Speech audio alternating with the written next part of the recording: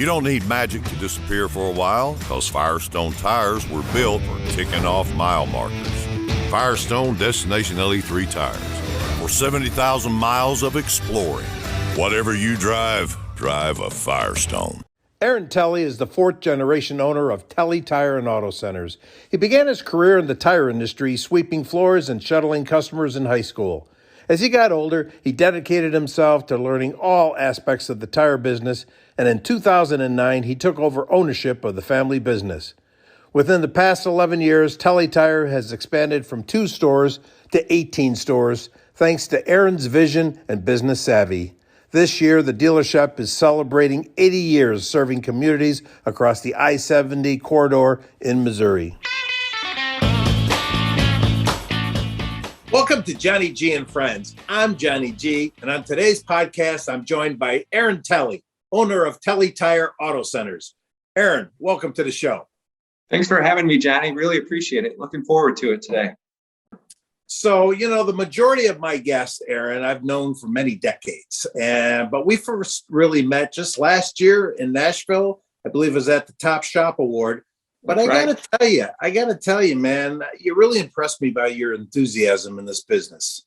Yes. Well, I'll tell you what, I have a great deal of passion for this industry. It's in my blood. My high school summers were spent changing tires and doing oil changes and working with my father. And, I really love business, Johnny. I love the challenge. I love opportunities that come up and trying to solve problems in that. So, it's something that I really enjoy, and it's in my blood. It definitely shows, my friend. It definitely shows. So, Aaron, let's take us to the beginning. Was it your great-grandfather that started the business? It was, yes. My great-grandfather, Arthur, started the business back in 1942. So we're actually celebrating our 80th anniversary this year. It's a big year for us.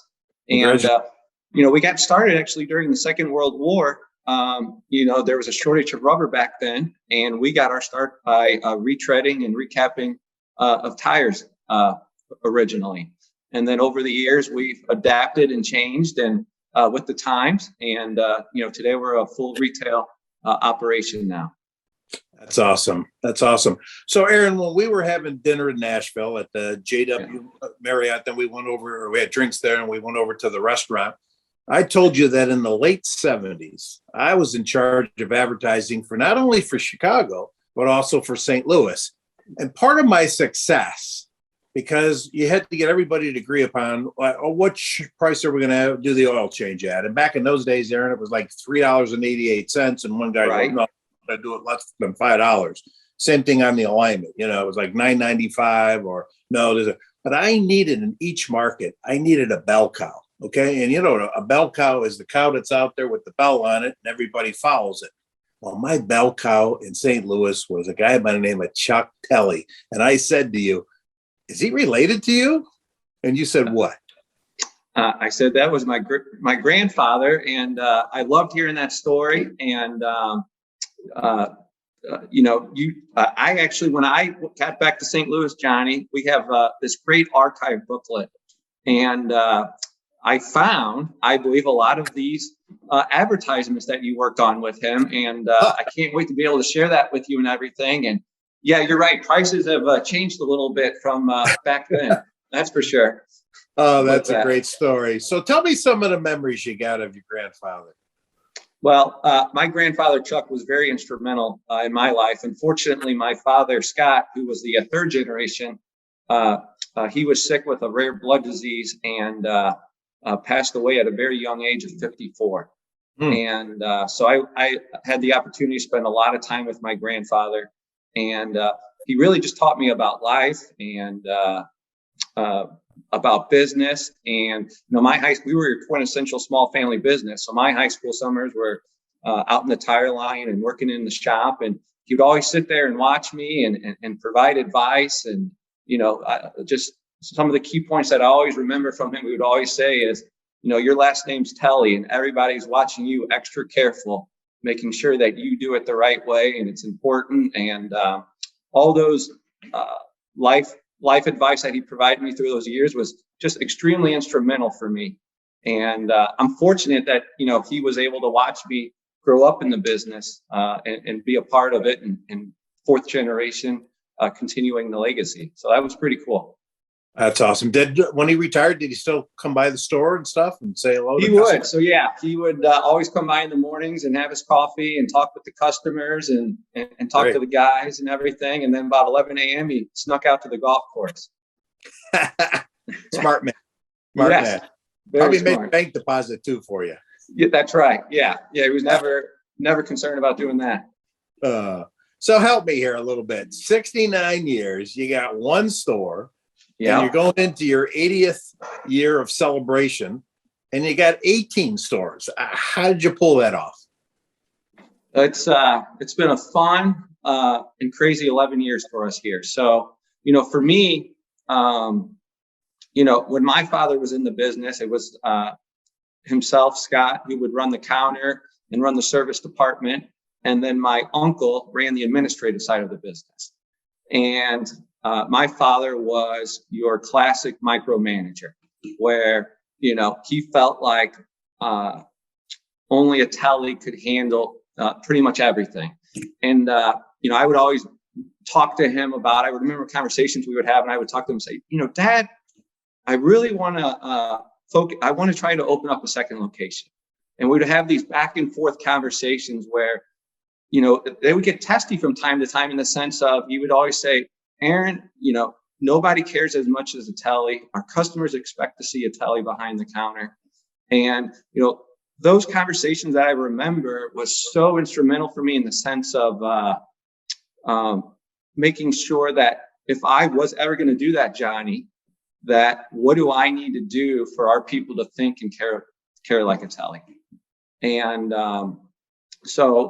I had our first opportunity to grow our business in 2011, was our second location. So after 69 years in business, we added our second location.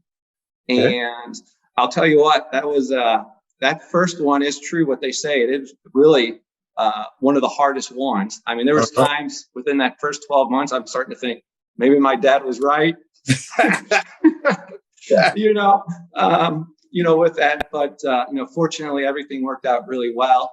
And over the last 11 years, we've grown through acquisitions of single outlet, other successful family businesses.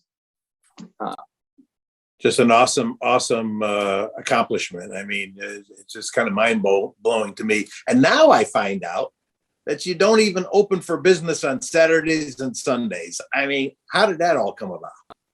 So that was when we started this. I think in 2015, we might have had 11 locations at that time. And we had half of our stores open on Saturdays, and we had half of our stores closed on Saturdays. And one of the things I would always do when we would acquire a business, that would be one of the first things that people would inquire about. Well, are we going to be open on Saturdays? And I always said, well, if you're closed on Saturdays, we'll remain closed on Saturdays. And we found ourselves in a situation where, I had 5 stores open on Saturdays and 5 stores closed on Saturdays. And we planned to continue to grow. And we kind of came to a situation where it was time to make a decision. Are we going to go all in on Saturdays? Or are we going to close on Saturdays? And, I take you back to that, the conversation I had about my father, about him saying nobody cares as much as a Telle. And, part of our success, I believe, is everything that I try to do in business is to find a situation that is beneficial for our associates and our employees, because, we're in the people business, Johnny. We're all selling the same black and round tires. We're all selling the same automotive services. And at the end of the day, it comes down to people and how we treat our people to be able to provide that great customer service. And, so we got everybody together and we talked about it. And, it was really important for our associates that they thought closing on Saturdays made sense and would something they wanted to give a try. So we said, let's go for it and see what happens. And I'll tell you what, it's one of the best decisions I've made, with that, believe it or not. Well, I got to tell you, if we were partners, I'd be giving you a hard time on that one, because I'm so old school that I'm like, oh, that's going to be our busiest day. We're going to close on our busiest day. But now you look at the society today, and to retain great employees and keep the top-notch technicians. If you can say, oh, you don't have to work Saturdays or Sundays. Oh, okay. Yeah. If I'm going to work for him or I'm going to go work for Telle Tire and Auto. Yeah. Times are changing, and the newer generation, the millennial generation, what's important to them and work-life balance is different than what it was for my father or my grandfather. My father, believe it or not, he actually got married on a Sunday because he didn't want to miss a day of work on Saturday and have to close the store. So my mom still gives him flack for that, by the way. I'll still hear her talk about that from time to time, but no, you're right. It's understanding that things are changing out there and making sure that we can meet the expectations in today's workforce. So let's take off on that. The changes, the challenges that are coming in business for 2022. What are you seeing out there that is your biggest concern? Sure. Well, just in the last 2-3 weeks, really seeing gas prices rise to the level that they're rising. If we had this conversation 2 weeks ago, I think it would have been supply chain issues and inflation.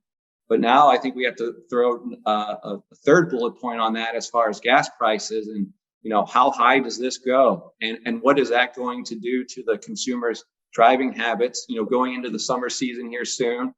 Will they continue to do road trips? Will miles driven be the same? Are people going to be a little bit more protected as far as going out and driving and making those types of decisions? So, yeah, I think definitely gas prices, inflation, all across the board, and what's going to happen with supply chains. Unfortunately, I thought we were going to start improving on the supply chain side, but now with the Russia-Ukraine conflict, that continues to put additional strains on our supply chains that I still don't think we understand what those consequences might be yet. Yep. You hit the nail right on the head, because I just got back from California yesterday, spent some lovely time at Laguna Beach, and I had to get some gas. And I did something I've never done before. Two things. Number one, it cost me over $120 to fill up my Escalade, and I paid over $6 a gallon for gasoline in California.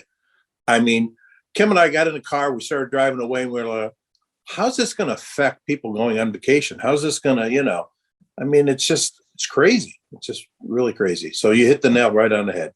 Yeah. So let me switch gears. What motivates you? You get up every morning to keep improving every day on both a professional and on a personal level, Aaron? Yes. Well, for me, first of all, you have to have passion for what you do. And, that's so important in whatever you do. And I preach that to my kids and talk and encourage them to follow their passions. And, for me, I'm fortunate to be doing something that I love every single day. And I enjoy the challenges that are presented to me and trying to find solutions to figure those out. And I enjoy the camaraderie and the interactions with, my suppliers and customers and employees. And it's just a really fun time, Johnny. I really enjoy it. What's your footprint for the future? Are you happy with what you got because of this, or will you take opportunities as they come, or what's your game plan, buddy? So we're always looking for opportunities, and we have grown very quickly over the last 11 years. And I think really this year for us is just taking some time to digest everything and making sure that our processes and systems are sound. That's something that's very important. So that's really what we're focused on here in 2022, and kind of see what takes place. I've got people have asked in the past of, how have you done this? How have you been able to grow so fast? And, for me, Johnny, one of the most important things that I look back on that I was so fortunate on was very early on those acquisitions. We really acquired not only some good businesses, but great people. Those individuals are still with us today, and they are a key part of this success. And without them, none of this would be possible. And that's a great part of why we've been able to do what we've been able to do. So we'll always be out there looking for opportunities, but just really making sure we've got everything streamlined and solid. So. Well, that's awesome, my friend. You've got a lot to be proud of. And I call you my friend because now you're part of Johnny G and Friends. And let's keep this relationship going to the future. Get together sometime in the future with the wives. Sounds great, Johnny. It's been a pleasure getting to know you. I've really enjoyed it. Thank you so much. All right, my friend. Take care.